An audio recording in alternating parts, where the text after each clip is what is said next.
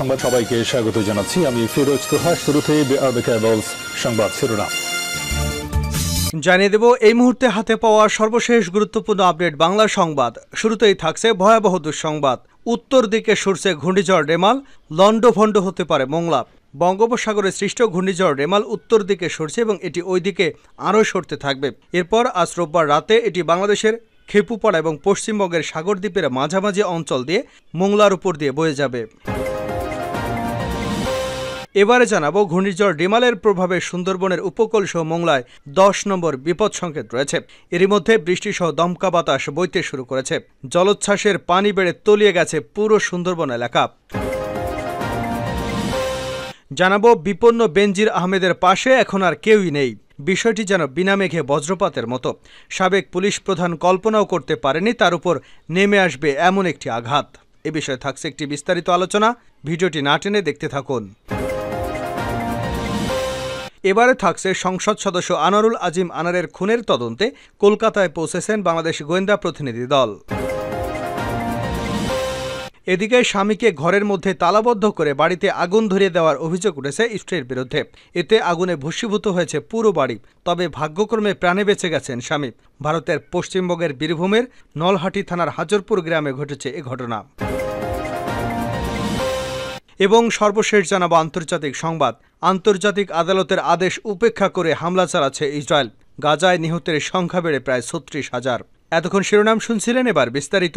প্রিয় দর্শক, আপনি যদি এই চ্যানেলে নতুন হয়ে থাকেন, ভিডিওটি দেখতে দেখতে চ্যানেলটি সাবস্ক্রাইব করে আমাদের সঙ্গেই থাকুন। আর এই ভিডিও সম্পর্কে আপনি আপনার মূল্যবান মতামতটি কমেন্ট বক্সে জানিয়ে দিন। আর হ্যাঁ প্রিয় দর্শক, জানিয়ে দিন ভিডিওটি কোথা থেকে দেখছেন। উত্তরের দিকে সরছে ঘূর্ণিঝড় রেমাল, লন্ডভন্ড হতে পারে মোংলা।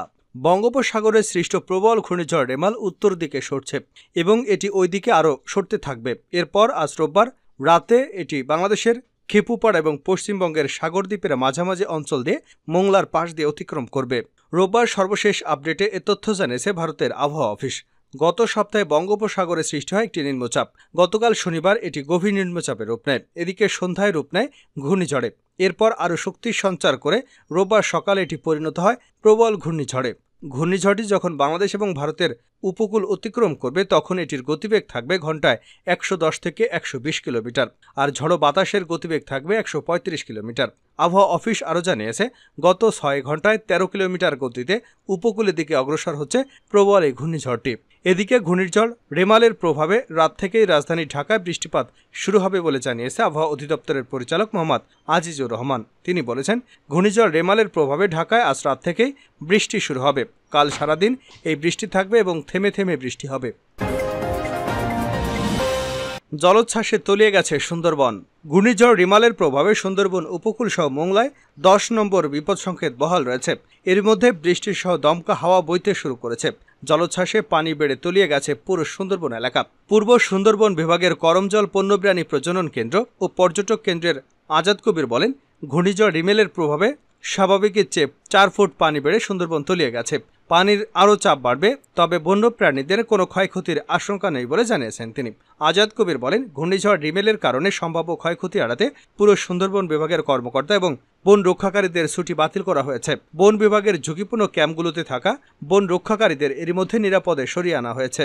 এদিকে ঘূর্ণিঝড়ের প্রভাবে এরই মধ্যে মোংলা নদীতে যাত্রীবাহী ট্রলার চলাচল বন্ধ করে দেওয়া হয়েছে বলে জানিয়েছেন পৌর মেয়র বীর মুক্তিযোদ্ধা শেখ মোহাম্মদ রহমান। তিনি বলেন, ঝুঁকি এড়াতে যাত্রীবাহী নৌযান চলাচল বন্ধ করে দেওয়া হয়েছে।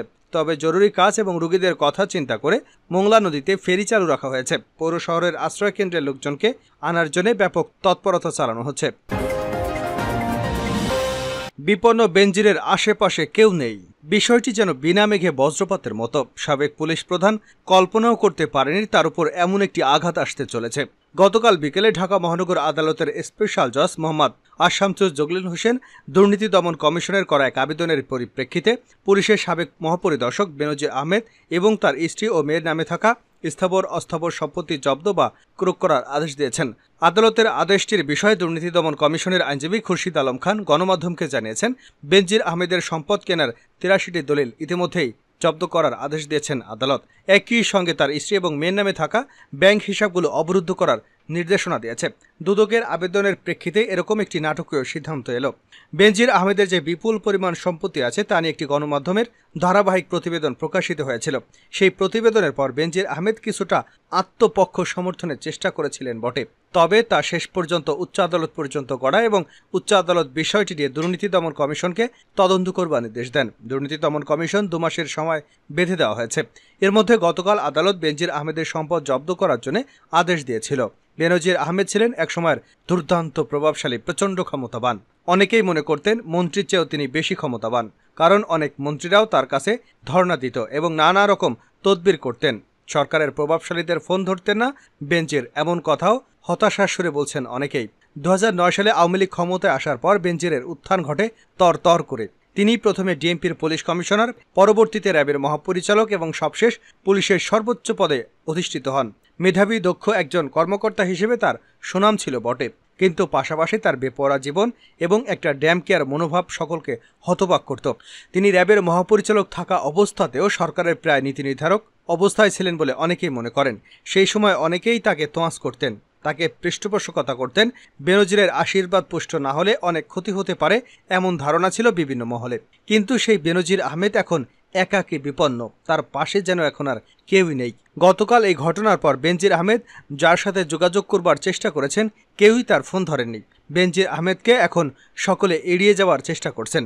বেনজির আহমেদের চাকরির অবসরের পর থেকে তিনি অবশ্যই একটি নীরব জীবনযাপন করছিলেন, কিন্তু নানা কারণে আবারও বিতর্কে আসেন এই বেনজির আহমেদ। বেনজির আহমেদের ঘনিষ্ঠজনরা বলছেন, পুলিশের আইজিবি থাকা অবস্থায় তিনি যেভাবে অনিয়ম এবং স্বেচ্ছাচারিতা করেছেন সে কারণেই সরকারের নীতি নির্ধারক মহল তার উপর রুষ্ট হয়েছেন। তাছাড়া গণমাধ্যমে প্রকাশিত খবরে যেভাবে দুর্নীতির ফিরিস্তি প্রকাশিত হয়েছে সেটিও নীতি নির্ধারক মহলকে চমকে দিয়েছে। কেউ কল্পনাও করতে পারেনি বেনজির আহমেদ এত বিপুল পরিমাণ দুর্নীতির আশ্রয় নিয়েছেন এবং এই দুর্নীতিগুলো যে সরকারের ভাবমূর্তিকে নষ্ট করেছে এ ব্যাপারেও সরকার নীতি নির্ধারক মহল নিশ্চিত। সরকারের পক্ষ থেকে এ ব্যাপারে সুস্পষ্ট অবস্থান জানানো হয়েছে যে ব্যক্তির অপরাধের দায় সরকার নেবে না, বেনজিরের বিচার নিজস্ব গতিতে চলবে। আর এখানেই বিপন্ন হয়ে পড়েছেন একসময়ের প্রচণ্ড ক্ষমতাধর এই ব্যক্তিটি, তার পাশে এখন আর কেউ নেই। ইতিমধ্যে মার্কিন যুক্তরাষ্ট্র বেনজির আহমেদের বিরুদ্ধে নিষেধাজ্ঞা দিয়েছে। এখন দুর্নীতি দমন কমিশন তার সব সম্পত্তি জব্দ করল। এর ফলে একরকম দুর্দশাগ্রস্ত অবস্থায় পড়লেন একদা দুর্দান্ত ক্ষমতাশীল ব্যক্তিটি। এ সময় তার পাশে কেউই নেই। আনার খুনের তদন্তে কলকাতায় ডিবির প্রতিনিধি দল। সংসদ সদস্য আনারুল আজিম আনারের খুনের তদন্তে কলকাতায় পৌঁছেছেন বাংলাদেশের গোয়েন্দা প্রতিনিধি দল। রোববার সকাল নাগাদ দমদমের নেতাজি আন্তর্জাতিক বিমানবন্দরে পৌঁছান ঢাকা মহানগর গোয়েন্দা পুলিশের অতিরিক্ত কমিশনার মোহাম্মদ হারুনা রশিদের নেতৃত্বে 3 সদস্যের এই প্রতিনিধি দল। ডিবি প্রধান মোহাম্মদ হারুনা রশিদ জানান, বাংলাদেশের সংসদ সদস্য এমপি আনোয়ারুল আজিমকে অত্যন্ত নৃশংসভাবে খুন করা হয়েছে। বিদেশের মাটিতে এই খুন করে কোথায় তার দেহাংশ ফেলা হয়েছে তার হদিস মেলেনি এখনও। পশ্চিমবঙ্গের সিআইডি এ ঘটনায় তদন্ত চালাচ্ছে। যতদূর জানা গেছে এই হত্যার মাস্টারমাইন্ড আখতারুজ্জামান সহ যারা হত্যাকারী সবাই বাংলাদেশি। ইতিমধ্যে বাংলাদেশে 364 ধারায় অপহরণের মামলা করা হয়েছে। মামলা অনুযায়ী বাংলাদেশের খুনের পরিকল্পনা করা হয়েছে এবং কলকাতায় সেই পরিকল্পনা বাস্তবায়ন করা হয়েছে। পরে গুম করবার জন্য এমপি আজিমের মরদেহের টুকরোগুলো কলকাতার আশেপাশের বিভিন্ন জায়গায় ফেলে দেওয়া হয়েছে।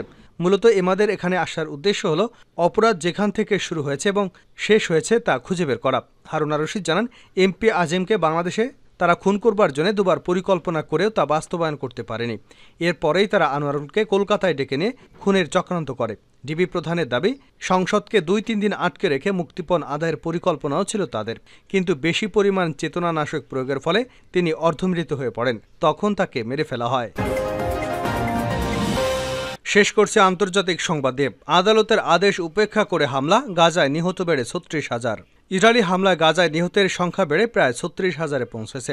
রোববার বিকেলের দিকে গাজার স্বাস্থ্য মন্ত্রণালয় জানিয়েছে, গত 7 অক্টোবরের পর থেকে ইসরায়েলের অব্যাহত হামলায় গাজায় নিহতের সংখ্যা বেড়ে দাঁড়িয়েছে 35,984 জনে। 7 মাসেরও বেশি সময় ধরে চলা যুদ্ধে আহত হয়েছেন অন্তত 80,643 জন। তাছাড়া গত 24 ঘন্টায় নিহত হয়েছেন 81 জন। এমন পরিস্থিতি হামাসের কর্মকর্তা ওসমান হামদান বলেন, ইসরায়েলের সঙ্গে আলোচনার কোনো প্রয়োজন নেই, কারণ এ ধরনের আলোচনার কারণে দখলদার বাহিনী আগ্রাসন চালানোর জন্য আরও বেশি সময় পাচ্ছে। এদিকে বিশ্বজুড়ে ইসরায়েলের বিরুদ্ধে ছড়িয়ে পড়েছে বিক্ষোভ, কারণ আন্তর্জাতিক আদালতের আদেশ উপেক্ষা করে অব্যাহতভাবে নিরীহ ফিলিস্তিনিদের উপর হামলা চালিয়ে যাচ্ছে ইসরায়েলি বাহিনী। এর আগে আন্তর্জাতিক বিচারিক আদালতের আদেশকে নৈতিকভাবে অগ্রহণযোগ্য, জঘন্য ও বিরক্তিকর বলে অভিহিত করেছে ইসরায়েল। তাছাড়া দখলদার বাহিনীর বিরুদ্ধে যে গণহত্যা চালানোর অভিযোগ করা হয়েছে তাও মিথ্যা বলে জানানো হয়েছে। শুক্রবার ইসরায়েলকে ফিলিস্তিনের অবরুদ্ধ গাজা উপত্যকার রাফা শহরে হামলা বন্ধের আদেশ দেন আন্তর্জাতিক বিচারিক আদালত। জাতিসংঘের সর্বোচ্চ এই আদালতের 15 বিচারকের একটি প্যানেল আদেশ দেন।